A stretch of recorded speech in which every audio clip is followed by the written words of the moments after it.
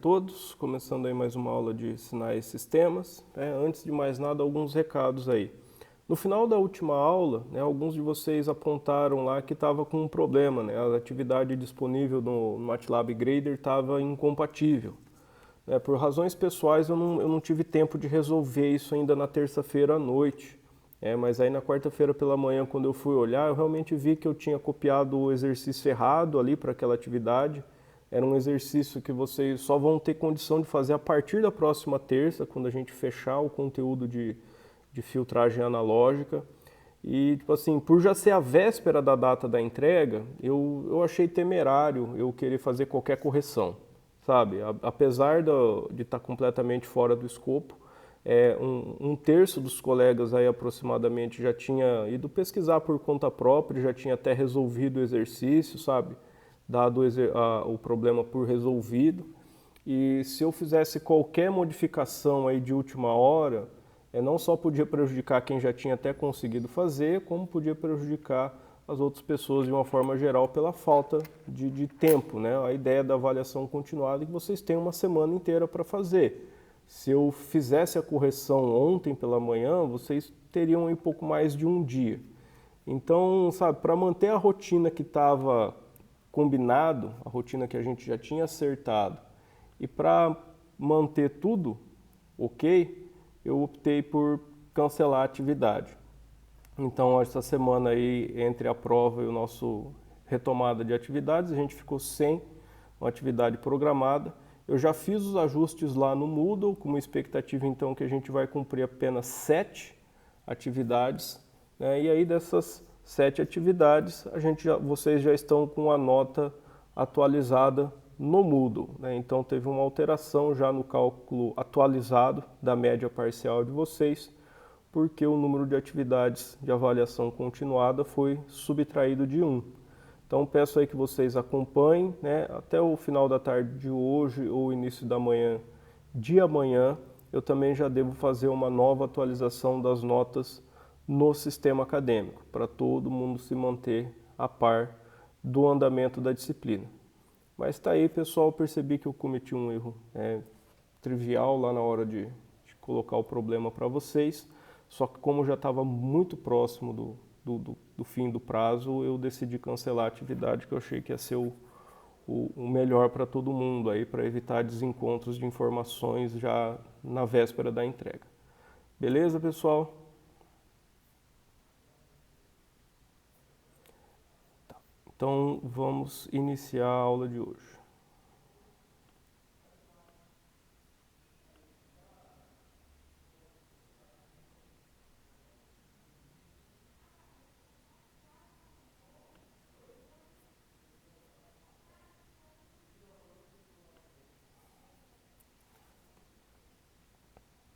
Ok, pessoal, a aula de hoje, o assunto é a síntese de filtros analógicos, protótipos passa-baixa normalizados. Pessoal, a síntese de filtros analógicos é a parte mais aplicada que a gente vai ter aqui da disciplina de sinais e sistemas. A aula de hoje e a aula da próxima terça-feira são aí, dentro do que eu considero, em termos de utilidade, as aulas mais importantes do semestre, porque a gente vai reunir tudo que foi estudado até então, em termos de representação, domínio do tempo, domínio da frequência, domínio de Laplace, e a gente vai aplicar tudo isso na síntese de filtros analógicos. Pessoal, de uma maneira geral, o projeto de um filtro analógico ele é realizado em 2 etapas. A primeira etapa é a síntese do filtro, que é quando a gente vai definir, as características matemáticas do filtro. O que isso compreende vai ficar mais claro no decorrer dessa aula. Após feita a síntese, pessoal, nós partimos para a realização do filtro. A realização do filtro é, uma vez que a síntese determinou uma função de transferência para o meu filtro desejável, eu vou ver como que eu vou construir um circuito analógico que tem aquela função de transferência. Seja esse circuito um circuito passivo, só com resistores, indutores e capacitores, ou seja esse um circuito ativo com resistores, capacitores e amplificadores operacionais. Também tem algumas outras tecnologias, pessoal, para implementação de filtros, principalmente em alta frequência. Nós temos os filtros de micro-onda, com elementos distribuídos, e também existe uma implementação que fica ali na fronteira entre domínio do tempo contínuo e domínio do tempo discreto, que são as implementações por chaveamento de capacitores, mas de uma forma geral o que vocês vão ver em termos de realização física com o professor André no próximo semestre na disciplina de amplificadores são as realizações RLC passivas e as realizações RC ativas. Então, aqui é a primeira metade. Da síntese, nós vamos extrair uma função de transferência. E na disciplina do professor André, vocês vão ver como transformar essa função de transferência em um circuito, que realiza a função. Então, pessoal, o projeto dos filtros seletivos em frequência é uma das competências mais fundamentais aí da nossa área. Saber projetar um filtro é básico para quase qualquer aplicação que a gente possa fazer na área de engenharia eletrônica. Então, é uma competência importante que a gente vai começar a trabalhar agora. Na aula de hoje, a gente vai começar com algo chamado de protótipo passa-baixa normalizado. O que é isso? Pessoal, vocês vão ver que a teoria de filtros, ela compreende aí uma matemática que, embora não seja muito complexa, ela é um pouco exótica. A gente trabalha em alguns momentos com funções que não fazem parte do nosso dia a dia, mesmo já contando a nossa experiência até então com sinais e sistemas, que já traz aí algumas funções esquisitinhas. Para simplificar todo esse processo, pessoal, a gente trabalha com a representação mais simples do filtro. O filtro mais simples, tanto em termos matemáticos quanto em termos físicos na sua construção, é um filtro passa-baixa. Um filtro passa-baixa, ele é um filtro bastante simples, porque a gente vai ver logo mais. Para implementar o filtro passa-baixa, eu posso fazer um circuito com apenas um polo. Então, um circuito com um único polo então vai ser um sistema fisicamente realizável e ele representa necessariamente um sistema passa-baixas. Qual que é a ideia dele ser passa-baixa? Ele tem um ganho, que é a magnitude da sua resposta em frequência, relativamente alto. A gente costuma trabalhar com ganho relativo, então a gente fala que é um ganho unitário, na banda de passagem. Isso vai da frequência 0 até uma certa frequência de corte, que eu vou escolher, e o ganho dele é essencialmente 0 da frequência de corte em diante. Ou seja, ele deixa passar os sinais de baixa frequência, enquanto ele rejeita os sinais de alta frequência. Então, filtro passa-baixa. Normalizado, pessoal, quer dizer que a frequência de corte foi normalizada, ou seja, a frequência de corte é de 1 radiano por segundo. A normalização é feita em radianos por segundo. Então a gente vai estudar na aula de hoje filtros que vão ser exclusivamente passa-baixa e que possuem frequência de corte de 1 radiano por segundo. Vocês vão ver, pessoal, que 1 radiano por segundo não é grandes coisas. 1 radiano por segundo é aproximadamente 0,16 Hz. Então não é um filtro com grande capacidade aí de aplicações. 1 radiano por segundo é uma frequência muito baixa para eu ter um filtro passa-baixas útil aí em termos de aplicação. Mas o que a gente vai ver na próxima aula é que eu posso fazer transformações de banda desse filtro para transformar esse passa-baixa, esse protótipo passa-baixa normalizado, num filtro passa-baixa de fato, com uma outra frequência de corte, ou também posso transformar ele num filtro passa-alta, num filtro passa-faixa ou num filtro rejeita-faixa. Essas são os quatro tipos de resposta em frequência que um filtro pode ter. A gente vai trabalhar cada um deles. Então, passa-baixa, passa-alta, passa-faixa e rejeita-faixa. Então essa transformação de banda a gente vai ver na próxima aula. Em termos das respostas clássicas, pessoal, nós temos 4 aproximações que são comumente utilizadas no projeto de filtros analógicos. O primeiro, pessoal, é o filtro de Butterworth. A aproximação de Butterworth, pessoal, é uma aproximação das mais largamente utilizadas em circuitos eletrônicos, né? Qual que é a característica do filtro de Butterworth? Ele possui uma resposta em magnitude que é maximamente plana na banda de passagem, ou seja, a sua resposta em frequência, aqui a gente tem a figura da resposta em frequência, ela é o mais constante possível na banda de passagem. Repare que aqui eu tenho aquele diagrama de Bode que a gente viu na aula passada. Então tem aqui um gráfico de magnitude com escala em decibéis, magnitude da resposta em frequência. Tem aqui as frequências em radianos por segundo, em décadas, né, uma escala logarítmica, indo aqui de 1/100 a 100.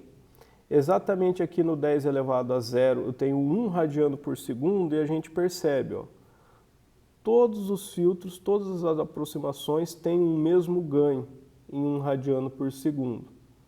Todas elas convergem assintoticamente para um ganho de 0 decibéis à esquerda de 1 radiano por segundo.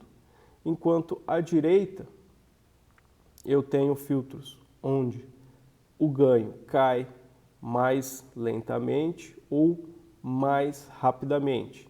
Isso, pessoal, vai depender da ordem N do filtro. A ordem, pessoal, é o número de polos que o filtro tem. Então, um filtro simples com um único polo, ordem N igual a 1, é esse em azul escuro, é esse cara aqui que a gente percebe que realmente não tem uma boa atenuação. Ó. Em 1 radiano por segundo, esse valor aqui a gente já vai discutir, ele é de menos 3 decibéis. É o corte dele, menos 3 dBs. Quando eu estou já em 10 radianos por segundo, uma frequência 10 vezes maior, ele está só em menos 20 dBs. Menos 20 dBs, pessoal, é como se eu dividisse a amplitude do sinal por 10. Não é uma atenuação muito boa. Uma atenuação muito boa a gente vai considerar a partir de 40 dBs, que é quando eu faço uma divisão por 100. Mas isso depende muito da aplicação, pessoal. Tem aplicações que vão considerar uma atenuação boa só a partir de 60 decibéis ou mais, né? Mas a gente percebe que para ele chegar numa rejeição de 40 decibéis, ele precisa passar 2 décadas, tá? De 1 radiano por segundo até 100.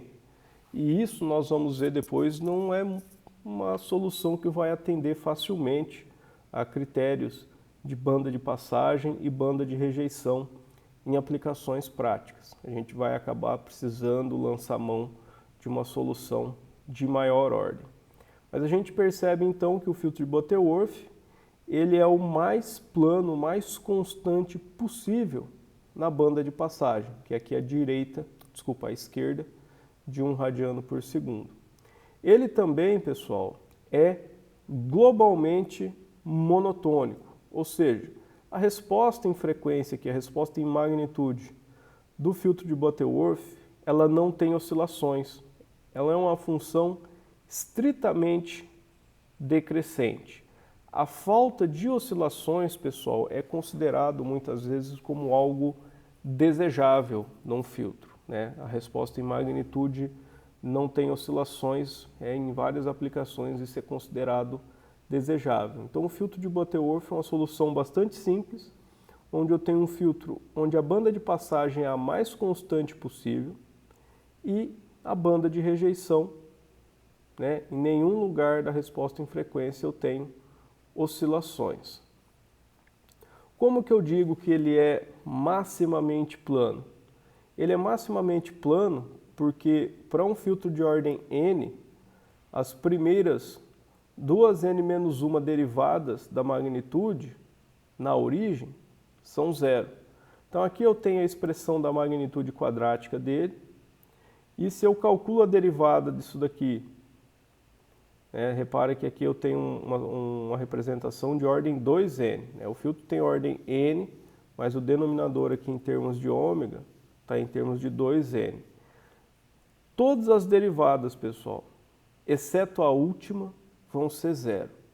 É por isso que a gente fala que ele começa em zero e ele tende a permanecer em zero, porque todas as derivadas dele são nulas, exceto a última, de mais alta ordem. Então a tendência dele de permanecer naquele zero é muito alta. Então aqui eu tenho toda a coleção de código aí que faz essa plotagem. Da linha 10 em diante é uma perfumaria que vocês já estão bem acostumados aí, né? Tem bastante código, mas é situação simples da plotagem, colocar nome nos eixos, colocar a legenda, né, e tudo mais. A parte importante do processo está aqui. Aqui eu defini a ordem como um vetor de 1 a 6.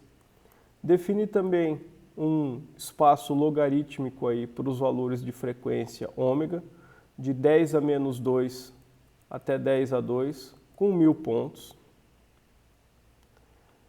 Calculei uma matriz de zeros, que vai representar as respostas em frequência. Essa matriz de zero, a primeira dimensão tem o comprimento de ômega, ou seja, o número de linhas é o mesmo número de pontos em frequência que eu vou calcular, e o número de colunas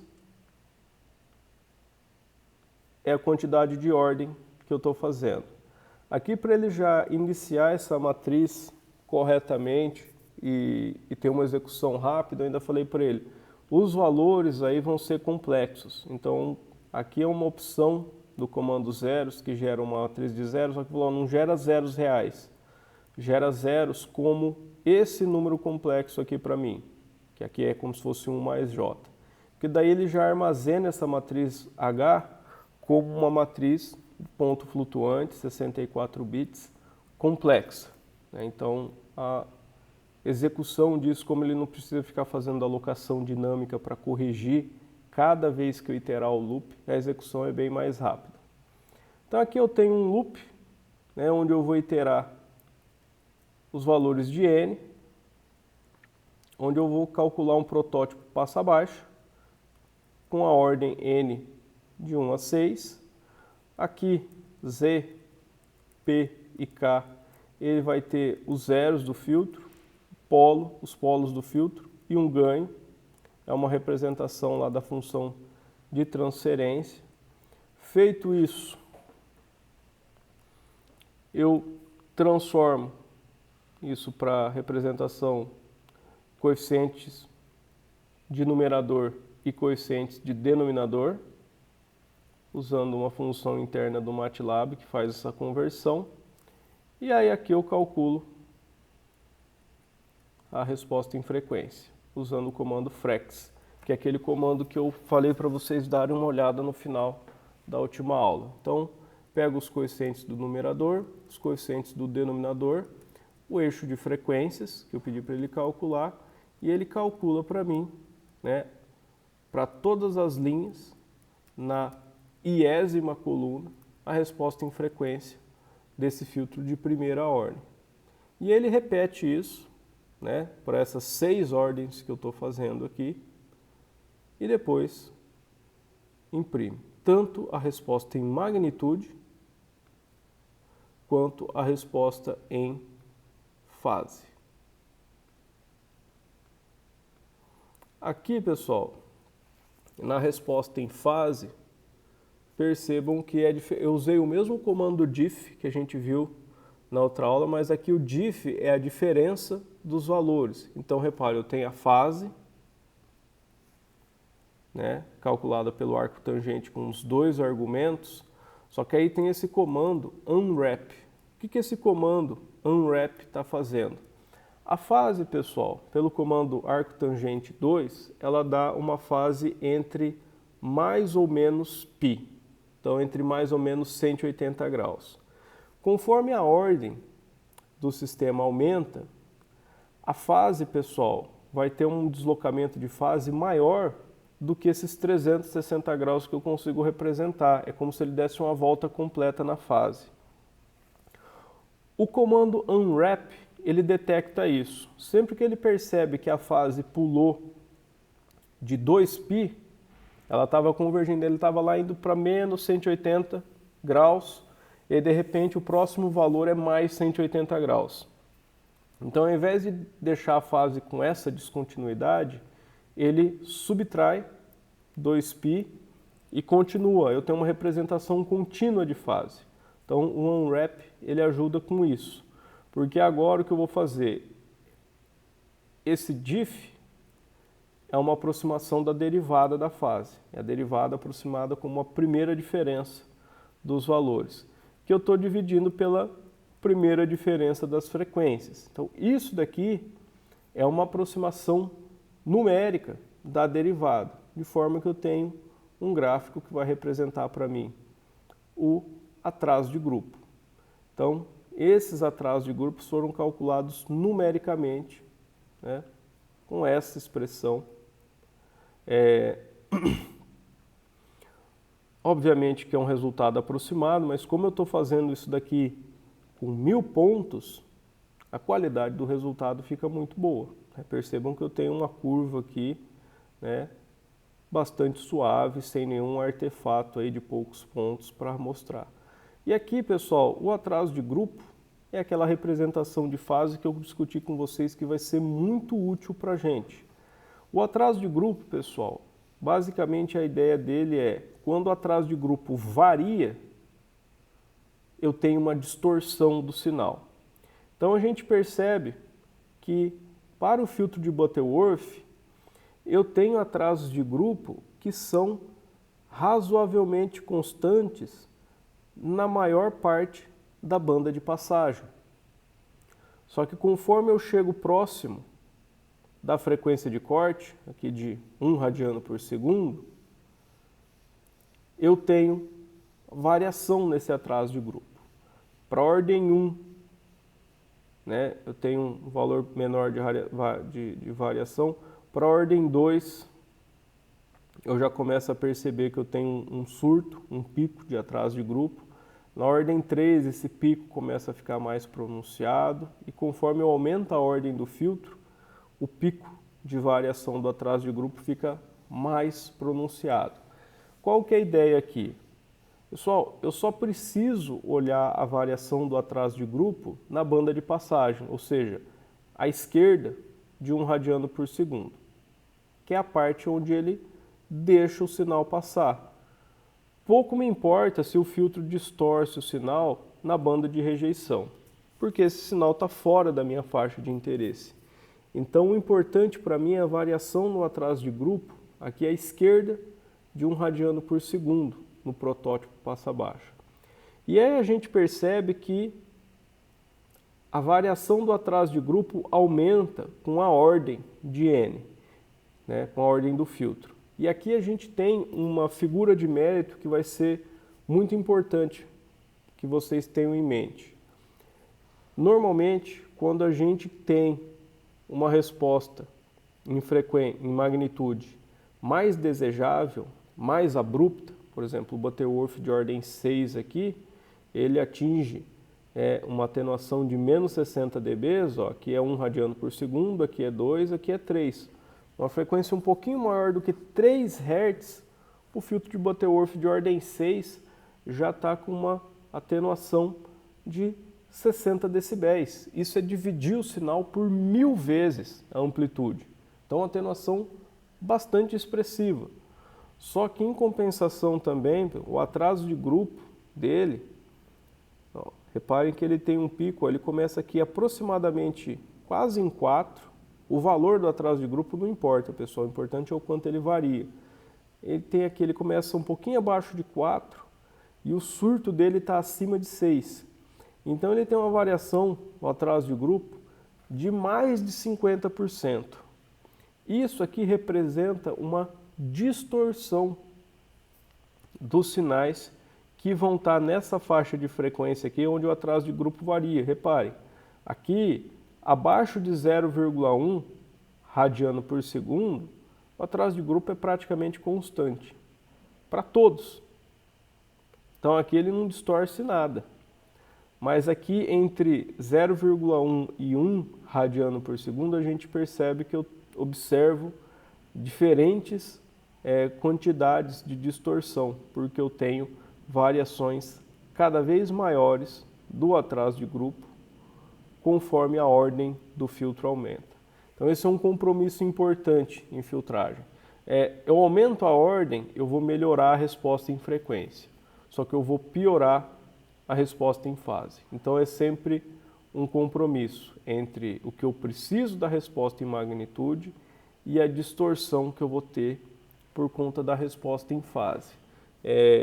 Na prática, pessoal, algumas coisas vão ser bastante distintas aí, porque em algumas aplicações tem maior ou menor tolerância à distorção de fase. Mas a gente vai discutir aplicações quando a gente for fazer os exemplos.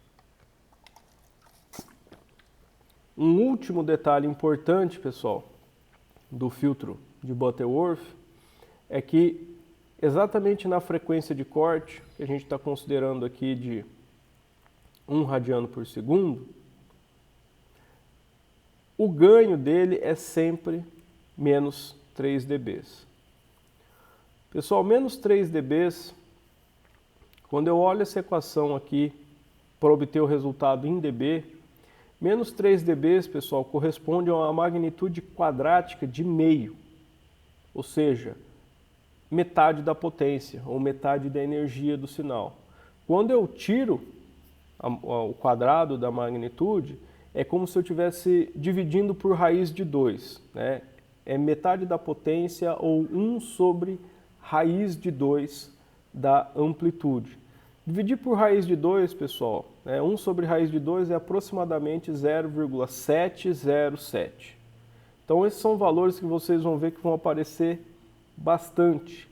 Mas o que tem de tão importante nesse menos 3 dB? Pessoal, num gráfico em magnitude, sempre que um valor cai 3 decibéis, não importa de onde ele saiu, por exemplo aqui de 0 para menos 3 dB, aqui é onde ele perdeu metade da potência. Menos 3 dB sempre representa metade da potência. Isso é uma das particularidades da escala em decibéis.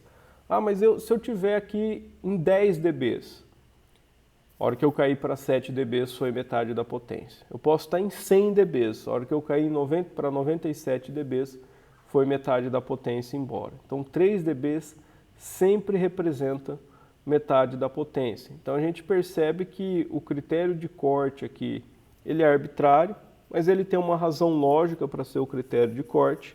A gente fala assim, eu estou deixando o sinal passar quando eu estou deixando a maior parte do sinal passar.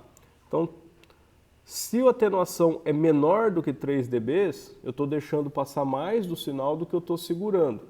Então é a ideia da banda de passagem. Se a atenuação é maior do que 3 dB, eu estou rejeitando mais sinal do que eu estou deixando passar. É a ideia aqui da banda de rejeição. E exatamente os 3 dB representa aí o valor de corte. Na prática, pessoal, a grande maioria das vezes, a gente trabalha com um limite de banda de passagem bem menor, né? A gente não trabalha com limites de 3 dB, porque eles são muito grosseiros, né? Corresponde à metade da potência. Mas a gente vai ver isso também na próxima aula. Aqui, pessoal, eu quis trazer um exemplo para vocês de como essas equações ficam na prática.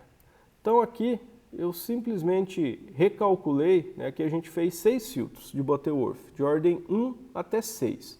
Então aqui todas as respostas em magnitude, aqui todos os atrasos de grupo. Mas o que isso corresponde na prática mesmo, na hora que eu termino a síntese do filtro? Bem, na síntese do filtro, a ideia é que eu chegue a uma função de transferência, um H de S. E aqui eu fiz isso, calculei filtro de Butterworth de ordem 6, né? Fiz o seu protótipo passo abaixo, transformei isso para uma representação com polinômios no numerador, polinômios de denominador, como ele é um protótipo passa baixa de Butterworth, ele só tem polos, então ele tem uma representação bastante simples. E aí eu transformei isso para simbólico para imprimir bonitinho aqui na tela para vocês. Então criei aqui umas variáveis simbólicas, criei um polinômio de numerador a partir dos coeficientes b do numerador, criei um polinômio de denominador simbólico a partir dos coeficientes a do denominador, criei um h, que era o numerador dividido pelo denominador, e pedi para ele imprimir bonitinho esse h para mim. O MATLAB faz um serviço até bacaninho aqui, ó, ele imprime, ó, o h de S é 1 sobre, aí eu tenho os termos, S a sexta, mais uma fração aqui, S a quinta, mais um outro valor aqui, vezes S a quarta, e assim por diante, até que ele chega num termo independente no final. Então reparem, pessoal, que aqui é o melhor que o MATLAB pode fazer em termos de precisão numérica. Repare que os valores decimais aqui, ele está representando como uma razão de inteiros, ou seja, está indicando a conta para que a precisão numérica não atrapalhe. Então aqui ele basicamente ele entregou o resultado exato do nosso filtro Butterworth de ordem 6. Então reparem, pessoal, que conforme a ordem aumenta, eu começo a ter uma expressão bastante complicada da função de transferência, que por sua vez vai se traduzir para um circuito razoavelmente complexo. Mas isso é algo que vocês vão ver com o professor André. Aí aqui eu plotei então esse filtro de ordem 6, eu tenho ele aqui no plano S. Então, pessoal, aqui eu fiz algo que normalmente não aparece muitas vezes na literatura, mas eu acho importante a gente averiguar. Então aqui eu tenho a magnitude da função de transferência. Então repare, aqui eu tenho a magnitude do h de S. Aqui a gente olhou só a magnitude da transformada de Fourier. Aqui eu tenho a magnitude da transformada de Laplace. O que acontece? Eu preciso de um gráfico 3D para representar isso. Deixa eu abrir a figura aqui para ficar mais fácil de navegar. Então reparem aqui, eu tenho um eixo aqui que é a parte real de S, que é o nosso sigma. Eu tenho outro eixo aqui que é a parte imaginária de S, que é o ômega. Aí o que acontece? Aqui eu tenho a magnitude da transformada de Laplace desse filtro de Butterworth. Reparem, pessoal, conforme eu manipulo esse gráfico aqui, a gente percebe aí que ele tem 6 picos distintos, ó. 1, 2, 3, 4, 5, 6. Cada pico desse, pessoal, corresponde a um polo. Um polo é um valor onde o h de S, o denominador dele zera. Quando eu zero alguma coisa no denominador, ele tende a infinito. Então repare aqui que ele está mostrando uma amplitude aí menor do que 50 decibéis, mas isso é por falha da resolução do gráfico. Nesses pontos, na verdade, o ganho é infinito dB. É porque eu tenho um denominador que foi zerado. Uma outra forma que vocês normalmente veem isso, pessoal, que costuma aparecer principalmente na literatura de controle, vocês vão ver muito isso, é essa visão de cima aqui, ó. Aqui eu tenho um mapa de polos e zeros, onde está codificado em luminância a magnitude. Então, mais escuro é um valor mais baixo, mais claro é um valor mais alto. Então aqui a gente identifica claramente os 6 polos. E aqui o que eu coloquei a linha vermelha? Bem, a linha vermelha é onde a parte real de S é zero, ou seja, a linha vermelha é onde eu tenho a transformada de Fourier. Aqui é o meu eixo J ômega no plano S, ou seja, aqui eu tenho uma visualização tridimensional da magnitude.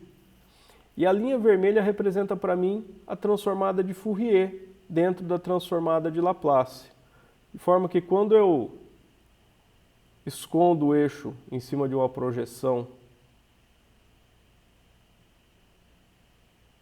Espera aí, deixa eu ajustar isso aqui, ajustar manualmente é um pouco chato.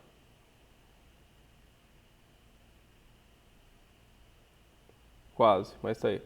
Mas quando eu tenho uma projeção que eu escondo o eixo real, estou olhando só em cima do eixo J ômega, eu percebo aqui, né, a linha que faz a transformada de Fourier em cima desse sistema. Então, eu tenho aí a representação da transformada de Fourier como uma seção, né, um corte em cima da magnitude da transformada de Laplace. Então percebam como os 6 polos estão posicionados em um semicírculo no plano S para a parte real de S negativa. E isso cria exatamente uma curva sem nenhuma oscilação para a resposta em magnitude da transformada de Fourier. Uma análise similar pode ser feita. Ué, cadê a figura de fase?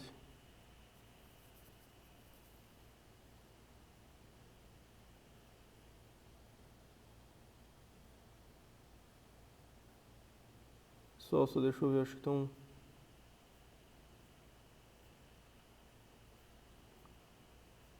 Eu criei código aqui para figuras em magnitude e fase.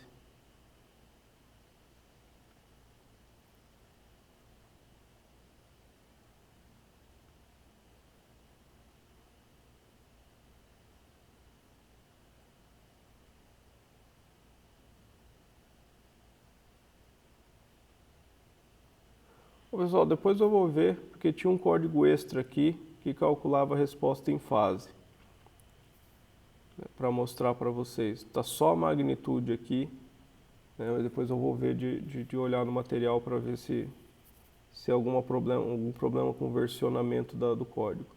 Mas eu fiz fiz exatamente o mesmo gráfico aqui para mostrar a resposta em fase para vocês. Então, pessoal, com isso aqui a gente sumariza então o que representa um filtro de Butterworth. O nome, pessoal, Butterworth, vem do criador do filtro, que foi um inglês que, se eu não me engano, foi há 100 anos atrás, se eu não me engano, foi 1921 ou 1922, que ele publicou o trabalho dele, né, com uma primeira tratativa matemática para o projeto de filtros, partindo dessa representação para uma magnitude quadrática, onde ele reuniu características que Butterworth considerava desejáveis num filtro: banda de passagem plana e uma resposta em frequência monotônica. Então ele considerava isso como importante. E a gente tem essa cara aqui para o filtro de Butterworth, e essas figuras podem ser vistas aqui como uma seção, né? Repare que aqui eu tenho frequências indo de -5 até 5 radianos por segundo no eixo J ômega. Então não estou representando toda a escala que eu estou representando aqui, né? Que está indo até 100 radianos por segundo. Reparem que aqui eu nunca chego no zero, né? No gráfico com escala logarítmica. Eu me aproximo de zero, mas não chego a ele. Eu tenho aqui tudo dividido em décadas com potências de 10. Seria 10 elevado a menos infinito, né, para chegar na origem desse ponto aqui, bem no meio do gráfico. Que aqui eu tenho as frequências negativas e desse ponto em diante aqui eu tenho as outras frequências positivas em cima da curva em vermelho. Então essa é a primeira aproximação, filtro de Butterworth, bastante utilizada, pessoal, em aplicações de instrumentação eletrônica. Pessoal, a aproximação de Butterworth ela não é a única. Existe uma outra aproximação, pessoal, chamada aproximação de Chebyshev. que a gente vai chamar aqui filtro de Chebyshev 1. Depois a gente vai ver que tem uma outra versão alternativa que a gente vai chamar de filtro de Chebyshev 2. O filtro de Chebyshev 1, pessoal, ele difere do filtro de Butterworth porque ele permite que a resposta em magnitude oscile na banda de passagem. Essa oscilação, pessoal, possui amplitude controlada, né? Ou seja, a oscilação eu defino um valor que a gente vai chamar de equiripple, que é a quantidade que eu estou permitindo que ele oscile. Enquanto na banda de rejeição, pessoal, ele é monotônico, ou seja, ele oscila na banda de passagem, mas ele não oscila na banda de rejeição. Olhando a figura para ficar claro, a gente já observa aqui que eu tenho os filtros de Chebyshev. Obviamente o ordem 1 nunca oscila, o ordem 1 acaba sempre ficando igual ao de Butterworth, só que, deixa eu abrir aqui para ficar maior, mais fácil de manipular e observar o gráfico. Agora aqui o ordem 2, começa aqui embaixo em vermelho, está um pouquinho atrás. Reparem que ele dá uma oscilada para cima e depois cai.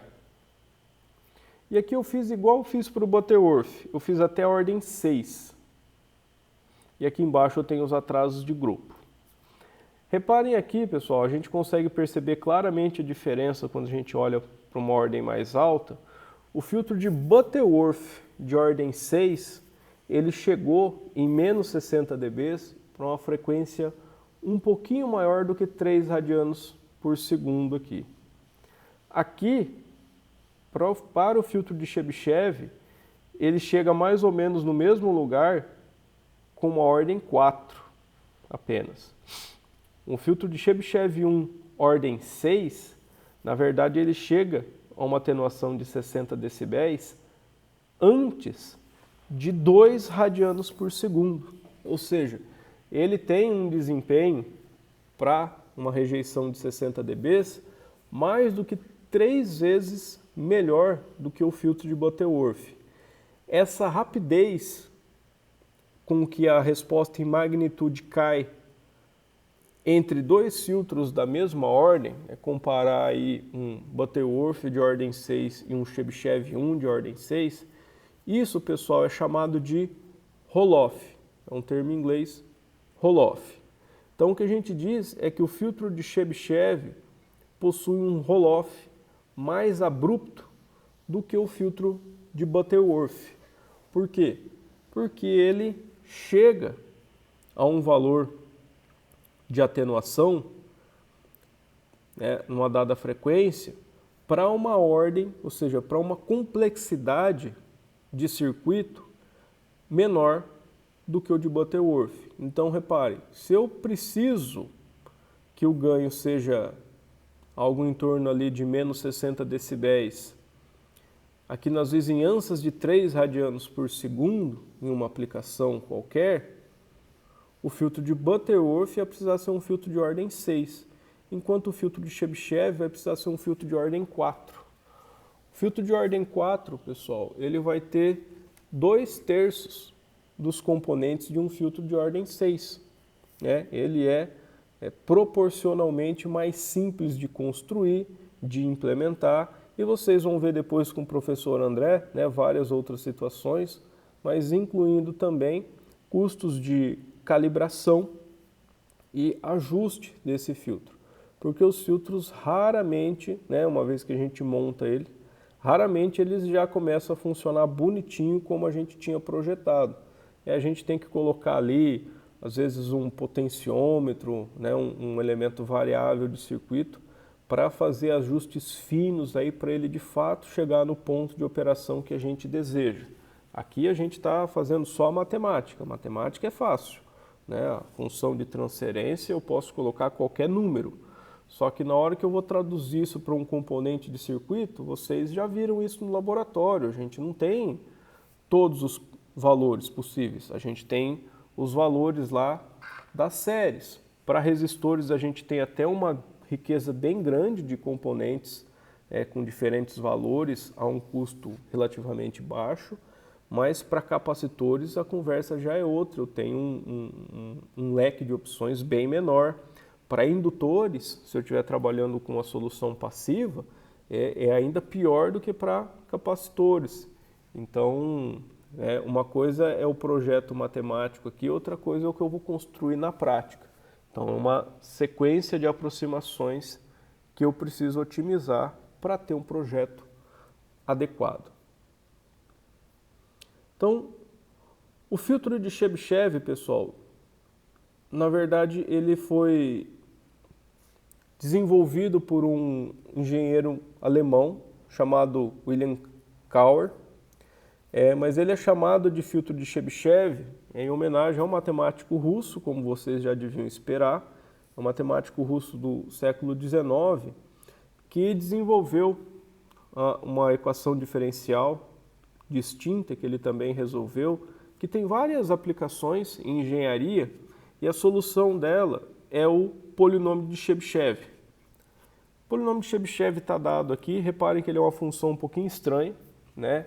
É o cosseno de um arco cosseno, vezes a ordem, mas é justamente essa solução aqui que dá essa oscilação controlada aqui. Reparem que conforme a ordem aumenta, eu tenho mais oscilações dentro da banda de passagem.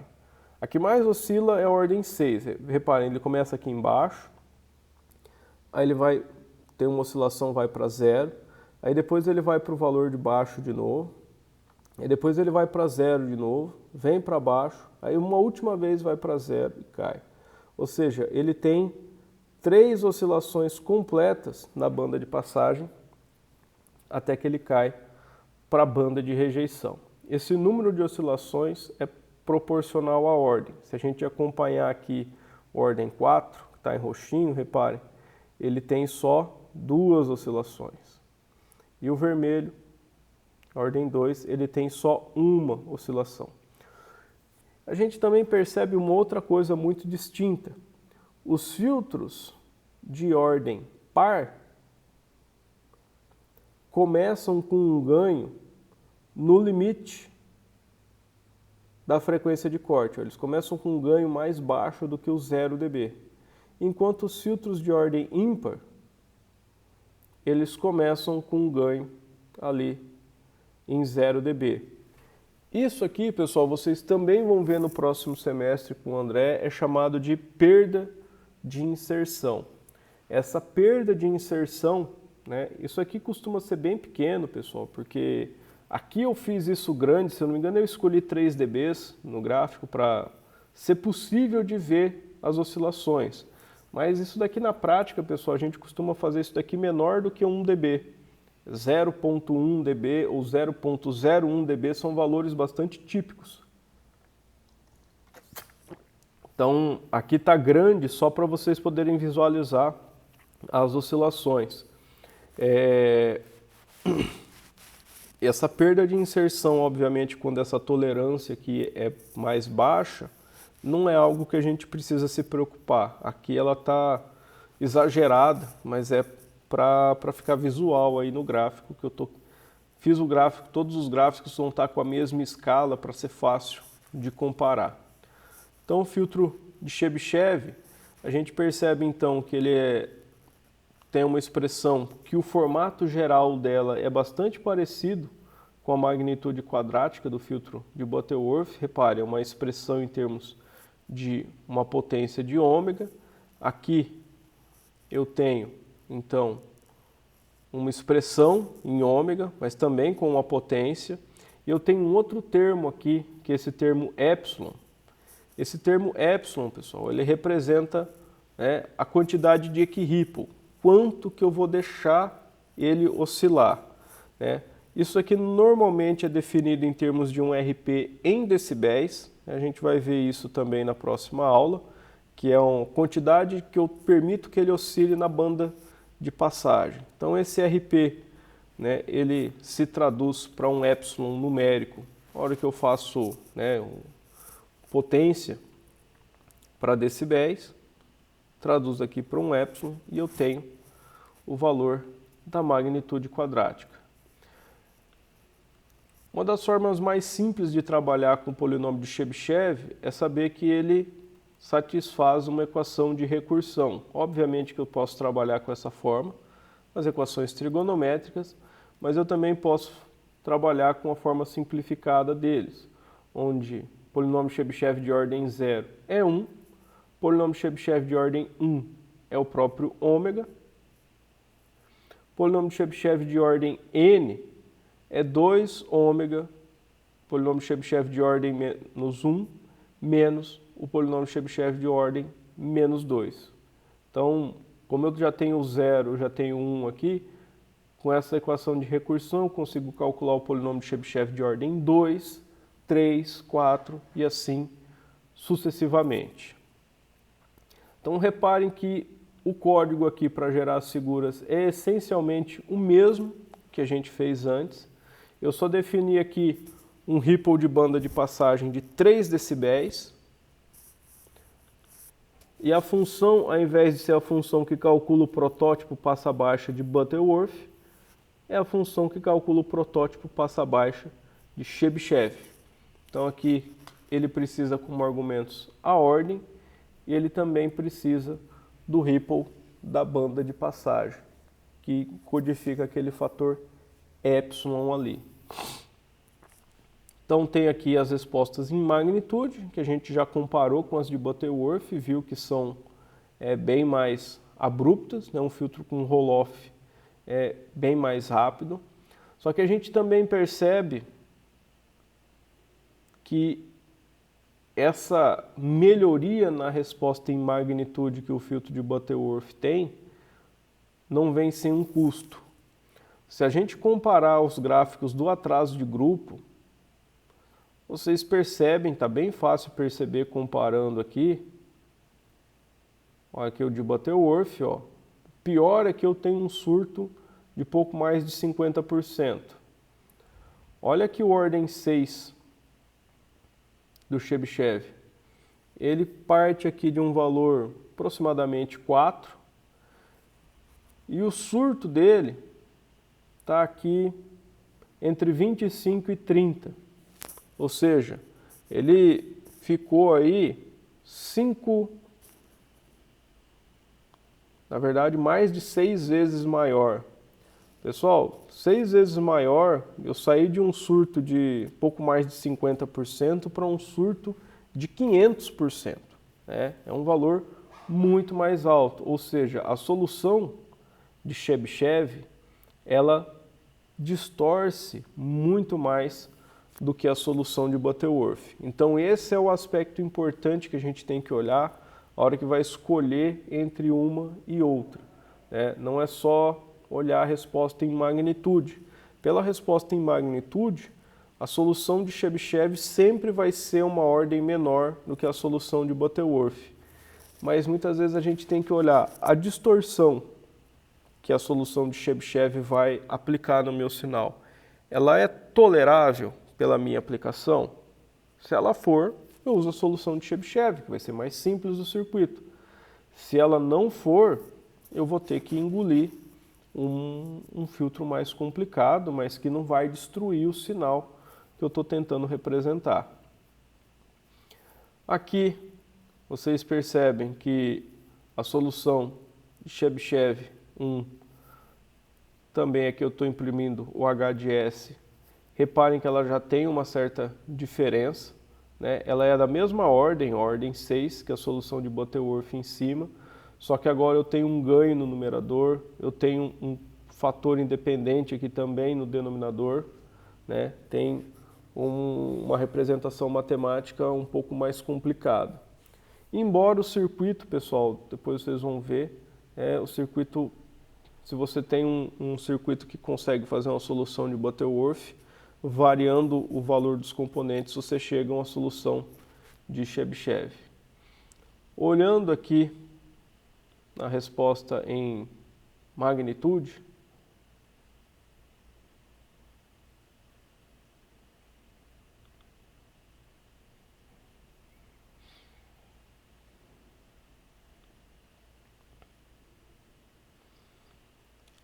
a a gente percebe agora que ao invés de distribuir os polos em um semicírculo no plano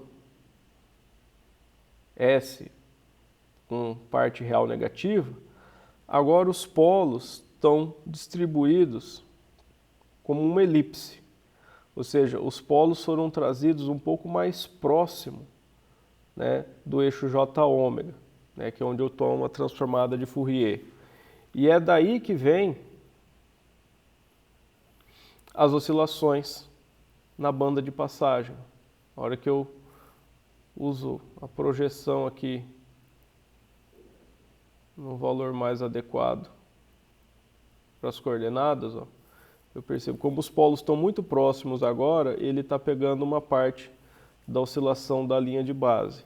Então, eu tenho essa oscilação aqui, só que isso me permite uma queda mais abrupta fora. Então, é sempre uma troca entre permitir alguma oscilação e ter variações mais abruptas. Então, aqui de novo, estou representando a magnitude da transformada de Fourier, que é a linha em vermelho, como um corte da magnitude da transformada de Laplace, onde os polos aqui estão claramente representados como esses picos que vão, na prática, até mais infinito.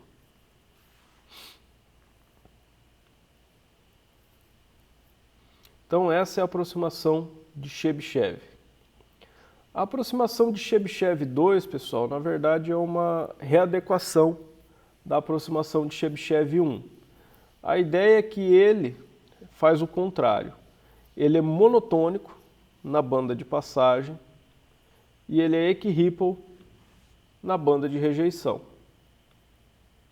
Ou seja, ele oscila na banda de rejeição, mas não oscila na banda de passagem. Dá para olhar a resposta aqui, né, que eu tenho, então, uma frequência de corte aqui em 1 radiano por segundo, de novo. Reparem que, então, a partir de 1 radiano por segundo, ele já garante que, ó, o filtro está na banda de rejeição. Essa banda de rejeição eu defini, eu falo, ó, se caiu além de 40 decibéis, está na banda de rejeição. Então, repare, ele tem oscilações aqui, as várias ordens têm oscilações na banda de rejeição, só que elas nunca ficam acima de menos 40 dB. É controlado isso. Então, aqui eu tenho aquelas oscilações equiripple e na banda de passagem, repare que ele não oscila, ele é monotônico. Um outro detalhe importante, né? Igual o Chebyshev 1, a gente percebe aqui algumas diferenças de funcionamento. Ó, os filtros de ordem ímpar, ordem 1, 3 e 5, repara que a gente percebe que a resposta em frequência deles continua caindo, né, para menos infinito, igual o Butterworth. Enquanto os filtros de ordem par, eles morrem. Conforme a frequência cresce até o infinito, a gente percebe que ele assenta, né, se aproximar assintoticamente do valor que eu estabeleci como limite, né, do ripple da banda de rejeição. Essa diferença aqui, pessoal, a gente vai ver depois, ela é super importante quando eu tenho aplicações de amostragem, de digitalização de sinal. Porque se esse valor que eu escolhi aqui para o meu projeto não for muito pequeno, ou seja, não for uma atenuação mínima maior do que 40 decibéis, esse valor aqui ele acaba não sendo de todo desprezível. E isso traz problemas em aplicações de digitalização.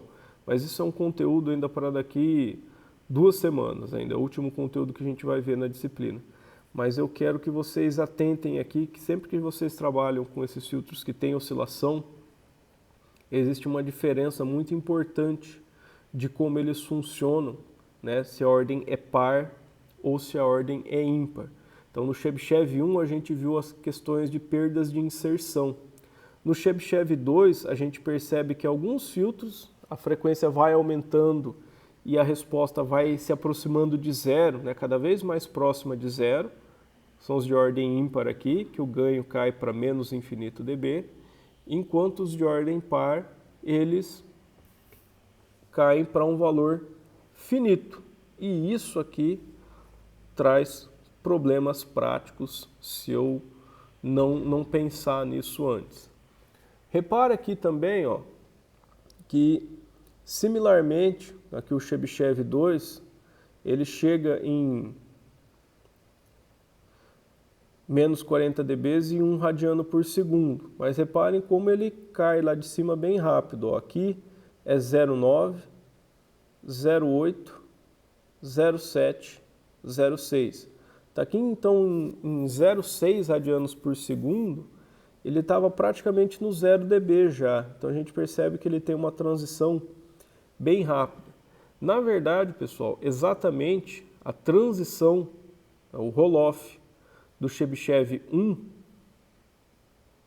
é igual ao do Chebyshev 2. As soluções sempre são calculadas para uma mesma ordem, ou seja, a ordem do Chebyshev 2 é sempre a mesma do Chebyshev 1.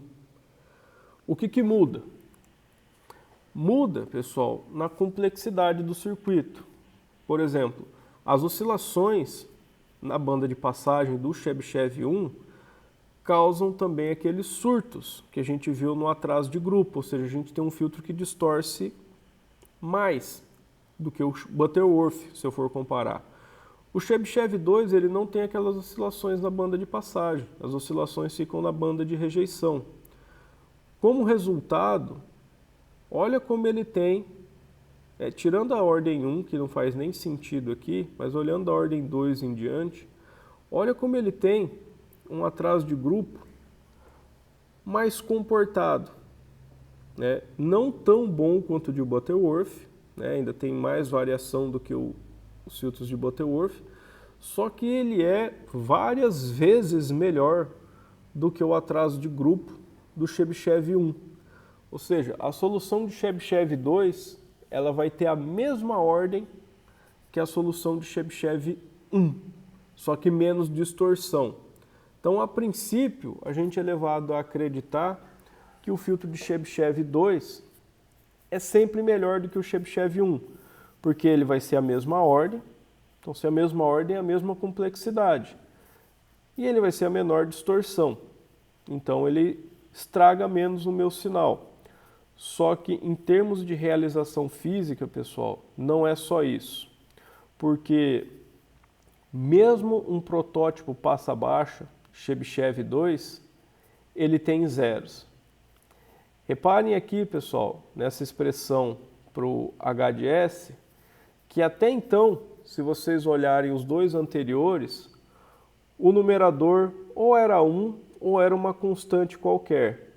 Agora, esse HDS tem um polinômio em S no numerador e um outro polinômio em S no denominador. Ou seja, a aproximação de Chebyshev 2, ela não tem só polos, ela também tem zeros. E aí o que acontece? Isso representa componentes de circuito, né? Cada raiz é um componente de circuito, um componente reativo. Então, a aproximação de Chebyshev 2, apesar de ter a mesma ordem do Chebyshev 1, a construção dela é mais complicada, porque você tem, no caso aqui para o filtro de ordem 6, você vai ter 6 polos, só que você também vai ter 6 zeros. Isso fica bem claro aqui no gráfico do plano S.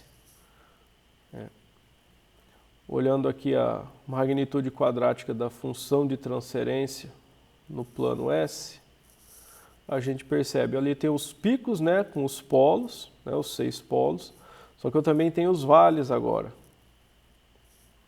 que representam os zeros, são as raízes do numerador, onde a magnitude é zero, e zero em dB é menos infinito dB. Então reparem aqui, ó, 1, 2, 3, 4, 5, 6 polos. Reparem que agora eles estão numa disposição bem diferente. E aqui, ó, 1, 2, 3, e aí embaixo simétrico, né, 4, 5, 6 zeros, né, que são os pontos escuros.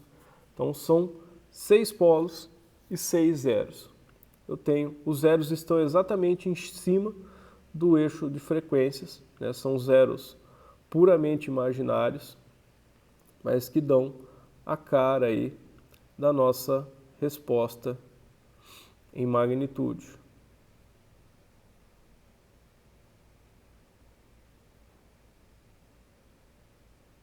Isso. Aí.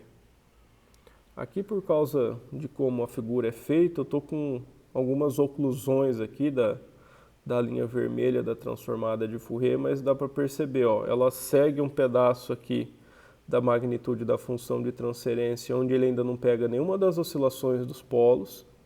Tem um polo aqui que está escondido atrás do outro, está parecendo que só tem 4, mas a gente já viu em outra perspectiva, né? São 6 na verdade.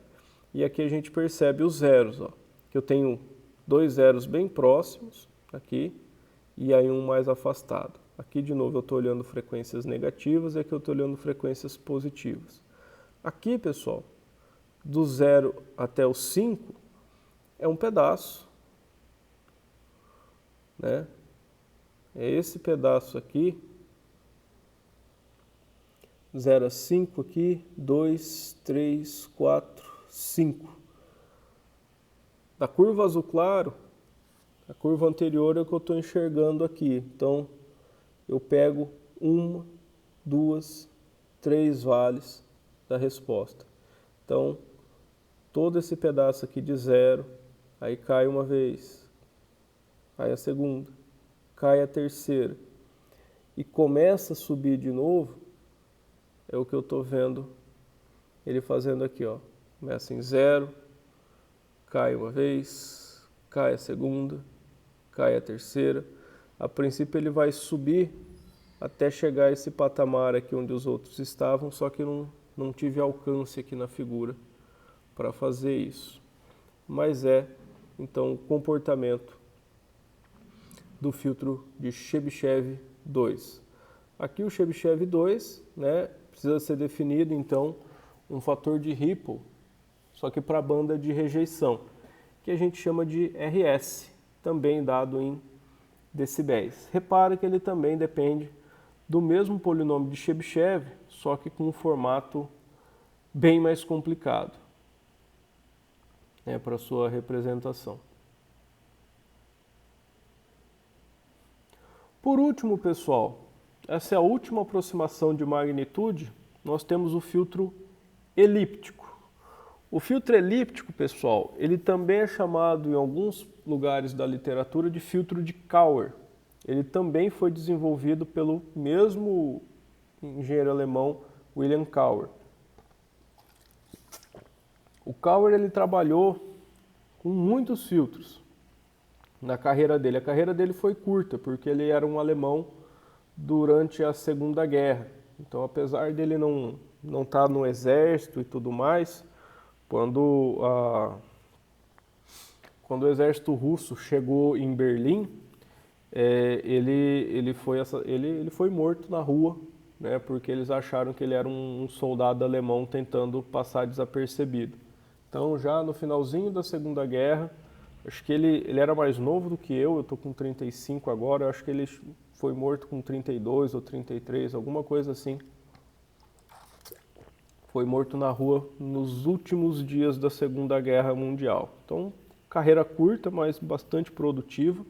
Tanto que o próprio filtro elíptico que ele desenvolveu completamente e tem uma matemática bem fora da casinha aqui para nós da engenharia, a gente não usa o nome dele porque quando a gente fala filtro de Cauer, a maioria dos engenheiros vai entender que é a topologia de Cauer, que é uma das formas de realização de filtros passivos. Então, para não ficar a confusão, né, de falar de um filtro de Cauer entre a forma de montar um circuito e a aproximação, a gente chama a aproximação de filtro elíptico, porque depende dessa função R aqui, que é uma função racional elíptica que, diferente do função de Chebyshev, eu nem vou fazer menção de apresentar ela aqui para vocês, porque realmente é uma matemática aí bastante exótica. Depende aí de uma generalização bem complexa das relações trigonométricas de seno e cosseno, então está completamente fora do escopo aqui da disciplina. Mas reparem aí que ele tem um formato bastante parecido com o Chebyshev 1. Ele tem um parâmetro que é epsilon, né, do ripple da banda de passagem, só que ele também tem um outro parâmetro, eta, que é um parâmetro de seletividade dentro da própria função racional elíptica. Aqui acaba sendo codificado o ripple da banda de rejeição, porque como foi percebido, né, filtro de Butterworth, a gente tinha um filtro que não oscilava em lugar nenhum, e ele tinha uma resposta lá característica dele. A gente percebeu que eu conseguia fazer as coisas muito melhor permitindo oscilação. São as aproximações de Chebyshev 1 e Chebyshev 2, onde eu permito oscilação ou na banda de passagem ou na banda de rejeição. E eu tenho um roll-off mais abrupto. No filtro elíptico, eu tenho oscilações na banda de passagem e na banda de rejeição. Isso me permite obter o filtro com um roll-off mais abrupto de todas as aproximações, ou seja, o filtro elíptico é garantido que ele vai dar sempre a menor ordem para uma dada aplicação.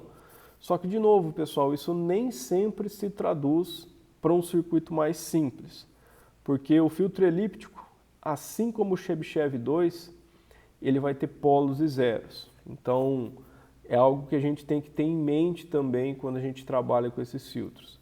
Se eu estou fazendo um passo abaixo, Butterworth e Chebyshev 1 só tem polos, então dá para resolver com circuitos bem simples. Chebyshev 2 e elíptico também tem zeros.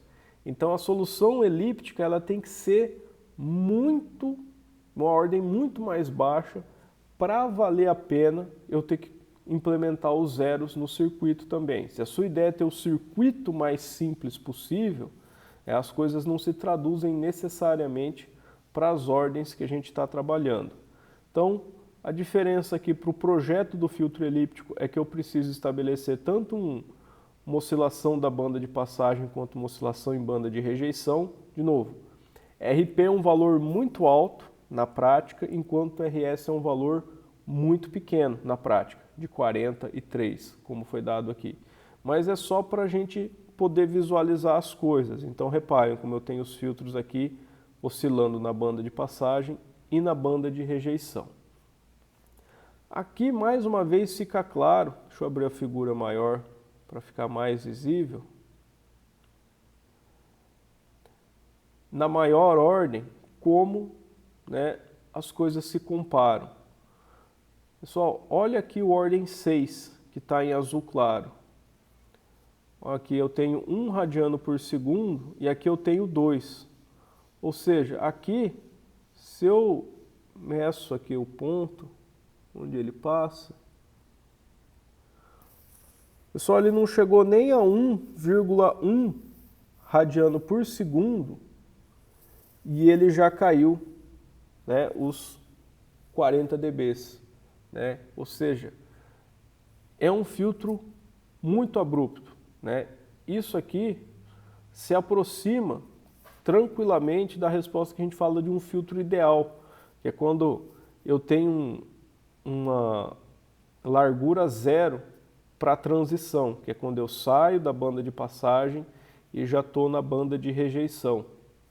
Então, os filtros elípticos, eles conseguem, né, fazer essa transição de ganho alto para ganho baixo com ordens relativamente baixas. Só que, mais uma vez, isso vem com um custo. Olha a amplitude do surto no atraso de grupo. Então aqui, repare que isso aqui ainda está um pouquinho à direita da banda de passagem. Eu tenho um surto de quase 1000%. Né? no atraso de grupo, ou seja, uma variação muito alta, uma variação que vai causar severa distorção do meu sinal, pelo menos nesses valores de frequência aqui, onde o atraso de grupo é variável. De novo, isso restringe a aplicabilidade do filtro elíptico. Para dar um exemplo para vocês, pessoal, vou citar dois casos bem distintos. Filtro para áudio, para aplicações de áudio, e filtros para aplicação de ECG, né, o sinal elétrico do coração. Pessoal, áudio, o nosso ouvido ele é praticamente insensível à distorção de fase. Então, para aplicações de áudio, tanto faz o atraso de grupo, porque a gente não percebe, né? Isso não interfere na qualidade de áudio como a gente é capaz de perceber. Então a gente esquece essa questão do atraso de grupo e a gente vai atrás do circuito mais simples possível, que vai ser o melhor custo-benefício para implementar, minimizar os custos de produção e possivelmente de manutenção, maximizar os lucros. É um paradigma bem simples de engenharia. No caso do ECG é exatamente o contrário. O sinal elétrico do coração é um sinal que não tolera nem um pouco de distorção de fase.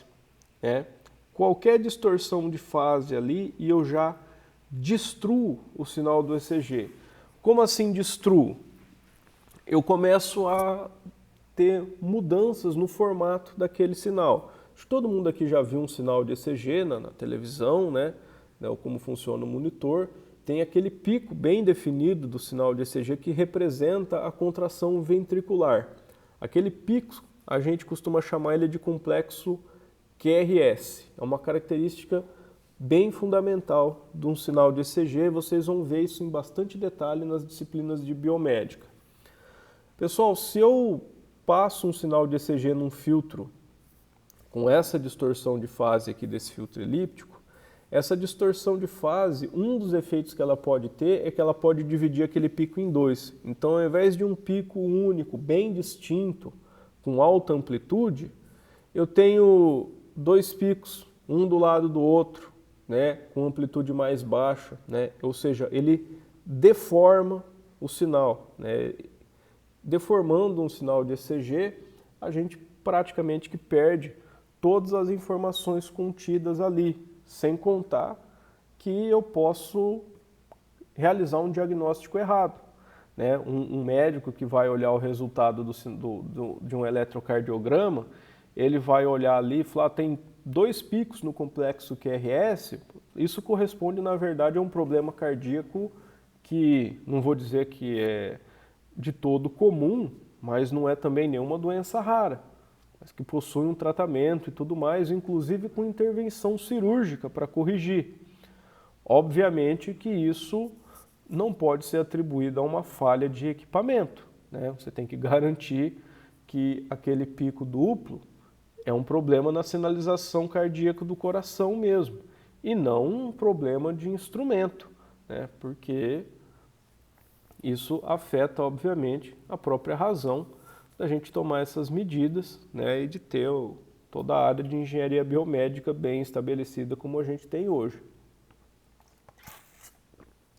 Então, o filtro elíptico, vocês vão ver, ele vai dar sempre a menor ordem da solução.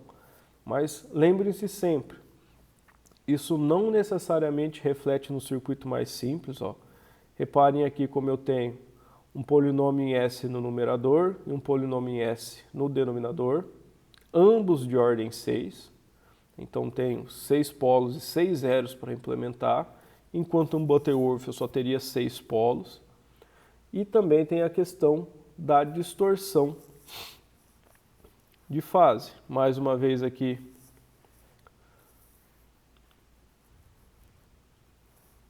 a gente pode observar aqui no plano S os polos e zeros. Então tem os polos mais uma vez dispostos numa semi-elipse, no plano esquerdo, no semiplano esquerdo S, né, parte real negativa, e tenho os zeros exatamente sobre o eixo J ômega. Aqui de lado está um pouquinho ruim de ver, mas eu tenho dois zeros bem próximos ali. No perfil não estava muito claro, mas assim fica. Onde eu tenho as oscilações na banda de passagem e as oscilações na banda de rejeição. Então, pessoal, na maior parte do tempo que vocês forem trabalhar com os filtros, vocês vão estar trabalhando com Butterworth, uma das duas aproximações de Chebyshev, um filtro elíptico. Essas são as aproximações de filtro onde a gente faz a síntese a partir de uma especificação de resposta em magnitude. Ou seja, eu tenho ali um filtro que fala assim, eu tenho um sinal de áudio aqui que eu queria amplificar e para jogar no alto-falante. Então, quero mandar as frequências de áudio aí de 20 a 20 mil Hz. Só que eu preciso controlar para não mandar ultrassom para esse alto-falante. Porque se eu mandar ultrassom para o alto-falante, não só eu vou estar perdendo potência, amplificando um sinal que ninguém vai conseguir ouvir, mas como o alto-falante em si não é um dispositivo muito linear, essas frequências ultrassônicas que eu vou estar mandando para ele podem acabar produzindo batimentos na faixa audível, ou seja, eu estou jogando ultrassom no alto-falante e ele está reproduzindo isso como ruídos audíveis, espúrios, prejudicando a qualidade do meu sinal. Então poderia resolver tudo isso com um passa-baixa em 20 kHz, para cortar qualquer frequência acima de 20K. Projetos desse tipo, a gente normalmente vai trabalhar com uma dessas primeiras 4 aproximações. O último filtro, pessoal, o filtro de Bessel, ele tem um propósito diferente. O filtro de Bessel é como se fosse um filtro de Butterworth, só que ele otimiza as coisas para a resposta em fase. A gente vai perceber aqui que, em termos de roll-off, ele é ainda pior do que o filtro de Butterworth, ou seja, ele precisa de uma ordem ainda mais alta para fazer com que o ganho caia apreciavelmente. Mas o filtro de Bessel ele garante que o atraso de grupo é maximamente plano. Enquanto o filtro de Butterworth garante que a resposta em magnitude é maximamente plana na banda de passagem, o filtro de Bessel garante que o atraso de grupo é maximamente plano. Ou seja, quando eu preciso trabalhar com filtragem analógica, sinais que não toleram distorção de fase, a solução que eu vou atrás é o filtro de Bessel. Ele é o cara que a gente vai atrás. Então repare aqui, eu tenho a resposta em magnitude do filtro de Bessel. Repare que, diferentemente do filtro de Butterworth, eles todos não passam num único ponto aqui, menos 3 dB. O valor de atenuação na frequência de corte varia com a ordem, mas conforme a ordem aumenta eu tenho um filtro mais abrupto, isso ainda é verdade. Só que, diferentemente do Butterworth, repare, conforme eu aumento a ordem, eu tenho um filtro que se mantém cada vez mais constante o seu atraso de grupo na banda de passagem. Repare, o filtro Bessel de ordem 1, a partir aqui de 0,2 radianos por segundo, a gente já percebe claramente que o atraso de grupo começa a variar, começa a cair para 0. Então, essa parte aqui que ele está variando toda, à esquerda, de 1 radiano por segundo, isso aqui é distorção no meu sinal. Agora vamos para a ordem 6. O ordem 6, pessoal, ele segura as pontas até aproximadamente 0,7 radianos por segundo. É só essa faixa de frequência aqui, à esquerda, de 1 radiano por segundo, quando ele começa a cair, que realmente é distorção. Então, filtro de Bessel é a solução que a gente usa quando a gente está com essas aplicações que não toleram atraso de grupo.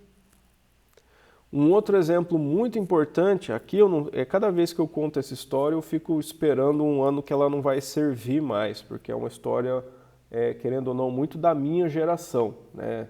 A televisão da casa da minha avó era aquela televisão que do lado da tela tinha uma gavetinha que você puxava e ali tinha na verdade eram uns indutores que você ia rosqueando ali e a sintonia era feita desse jeito. Cada canal tinha o seu circuito de sintonização, onde você ficava rosqueando ali, na verdade, era uma rosca infinita, que você movia um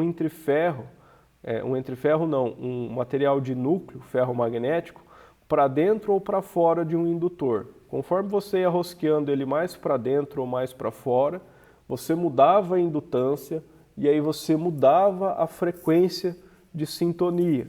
Mas aquilo tudo, né, era parte de um filtro para você selecionar um canal de TV. E, pessoal, para quem acabar depois fazendo processamento de imagens, vai ficar sabendo de uma coisa. Sinal de imagem, assim como um sinal de ECG, não tolera distorção de fase. Mais de 90% da informação que a gente capta como imagem pelos nossos olhos, essa informação está contida na fase do sinal e não na magnitude.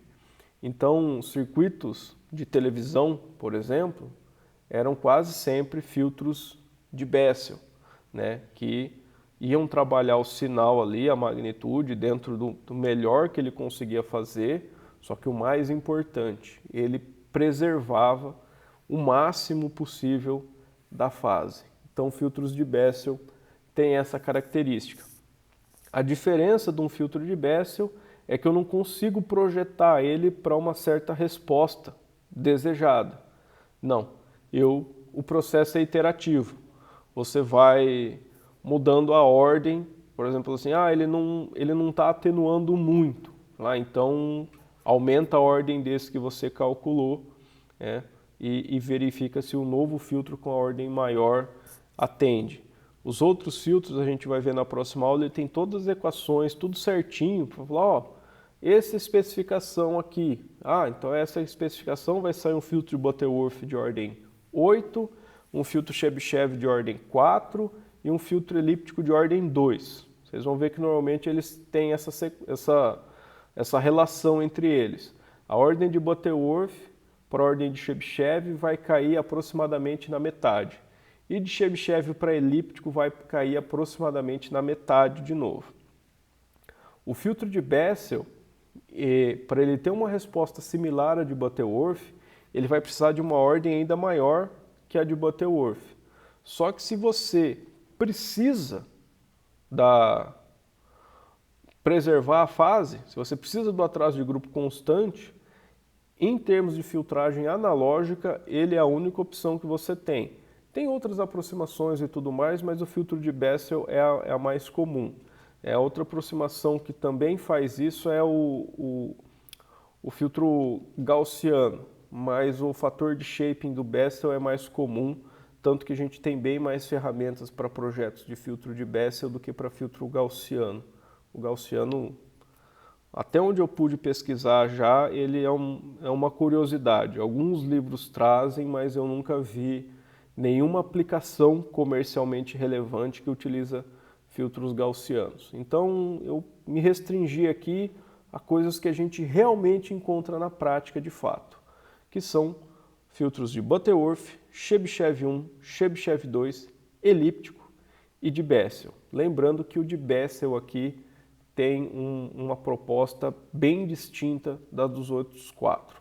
Os primeiros 4 são para um projeto de resposta em magnitude, enquanto o filtro de Bessel é para preservação do conteúdo de fase.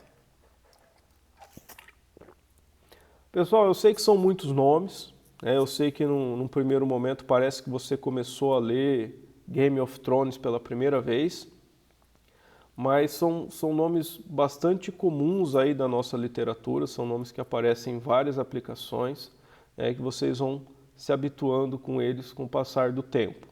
Já na próxima aula a gente vai lançar mão de todo esse preâmbulo que a gente fez hoje, onde eu apresentei para vocês as aproximações, para a gente lidar de fato com a síntese desses filtros.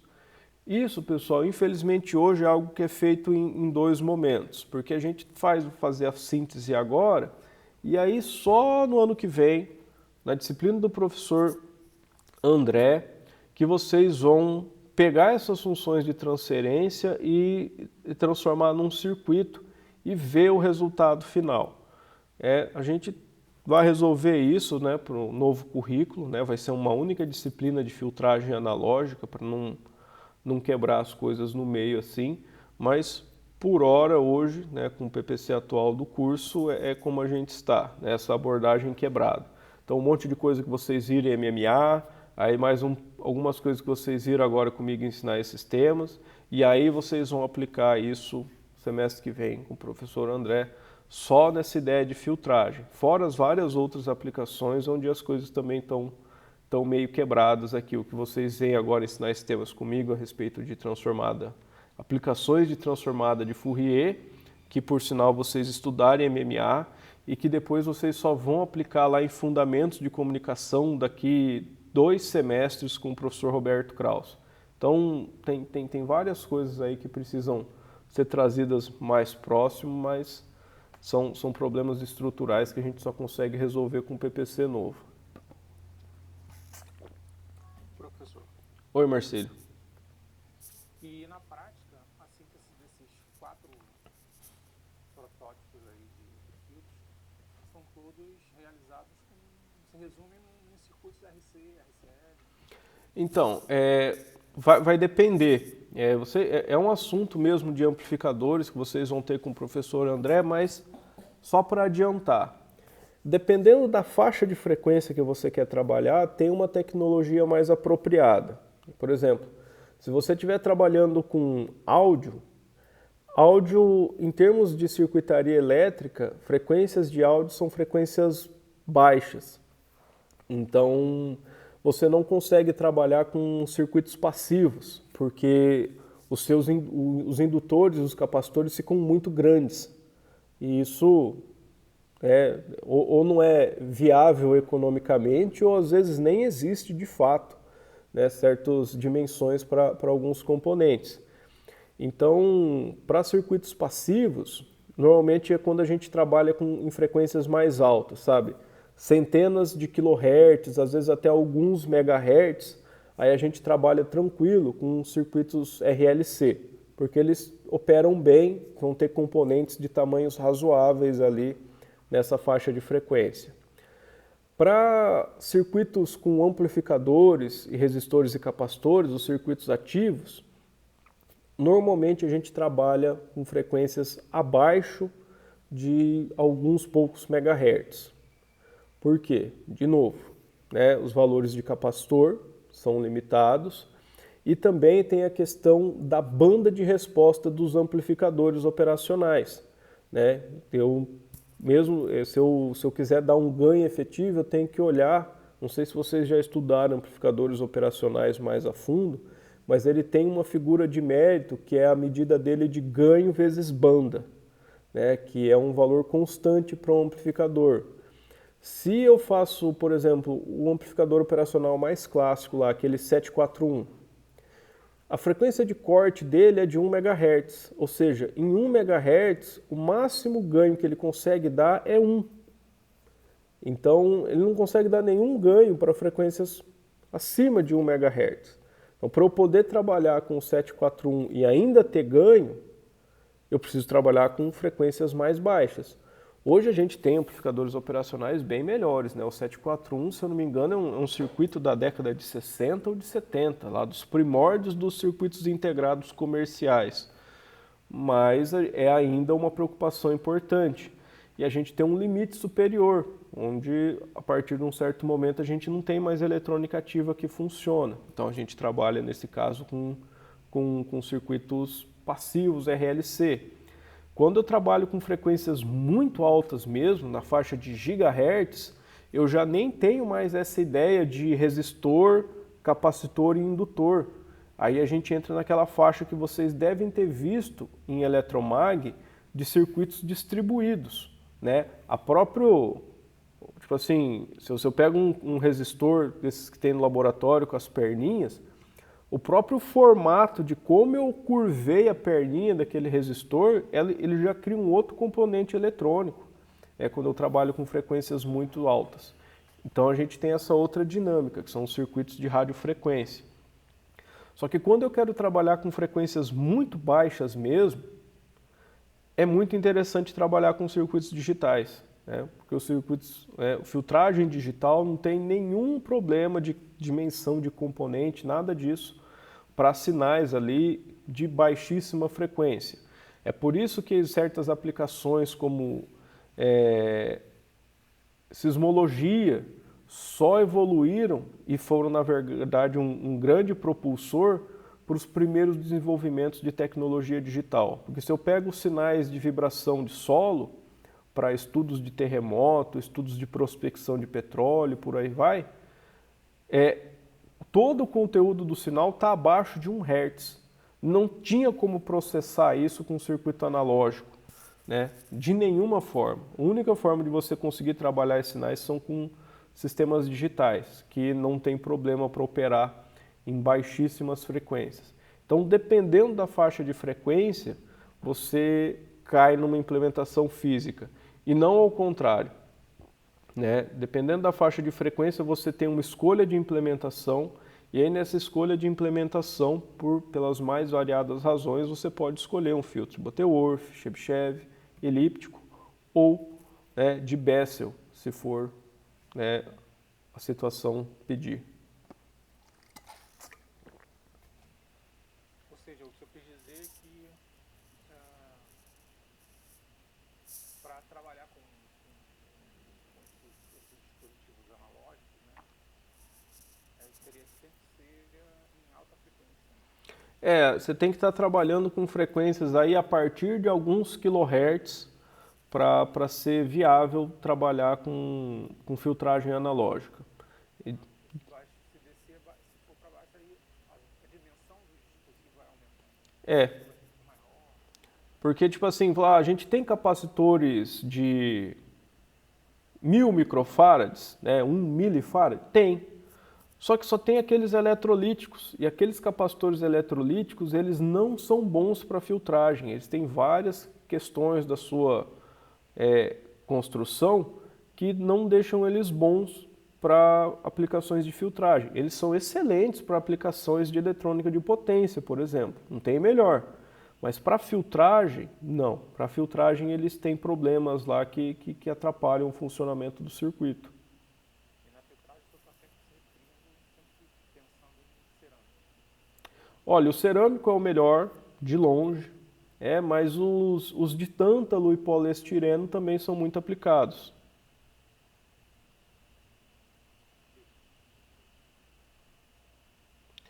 Mais alguma dúvida, pessoal? Mais alguém? Ok, então, pessoal, bom fim de semana para vocês, bom descanso e até terça-feira que vem.